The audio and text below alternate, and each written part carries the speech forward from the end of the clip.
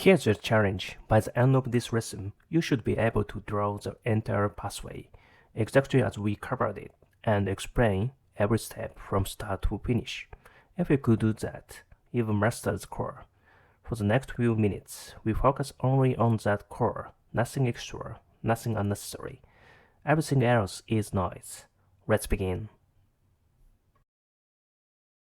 Renin-Angiotensin-Aldosterone System, RAAS, a core physiological mechanism that maintains blood pressure, circulating volume, and kidney perfusion. The RAAS system is a multiple organ response, mainly involving the kidney, liver, and lungs. The RAAS becomes activated when the kidney senses that perfusion is too low. This can happen for three major reasons. First, reduced renal blood flow, for example from dehydration, bleeding, or heart failure, and so on. And second, low sodium and chloride. The macrodensor detects low sodium and chloride in the distal tube, which indicates decreased flow through the nephron. And third, sympathetic stimulation through beta-1 receptors during stress, shock, or hypotension directly triggers JG cells, juxtaglomerular cells, causing them to release renin. All three signals tell the kidney that circulation is insufficient, so the juxtaglomerular cell releases renin.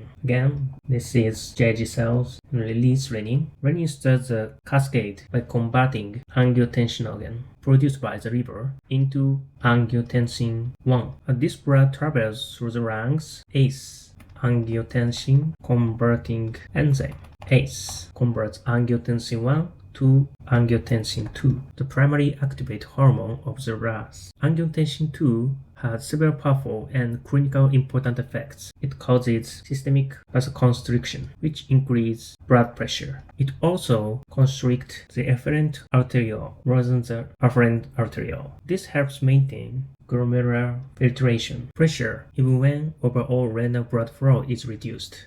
In addition, angiotensin-2 stimulate adrenal cortex to release aldosterone. Aldosterone acts mainly on the distal nephron and the collecting duct. It increases sodium reabsorption through iliac channel, which brings water along with it and expands circulating volume. At the same time, aldosterone increases titanium excretion and promotes hydrogen ion secretion. This is why excessive aldosterone activity can lead to hypokalemia and metabolic alkalosis. And angiotensin-2 also acts on the posterior pituitary, stimulating the release of ADH or vasopressin. ADH increases free water reabsorption in the collecting duct, which further expands circulating volume and supports blood pressure. Now let's briefly talk about ACE inhibitor. Since they directly block the system, ACE inhibitor prevents the conversion of angiotensin-1 to angiotensin-2. This reduces vasoconstriction, lower blood pressure, and decreases aldosterone activity, a powerful benefit in many chronic conditions. However, the clinical meaning depends on the underlying disease. In heart failure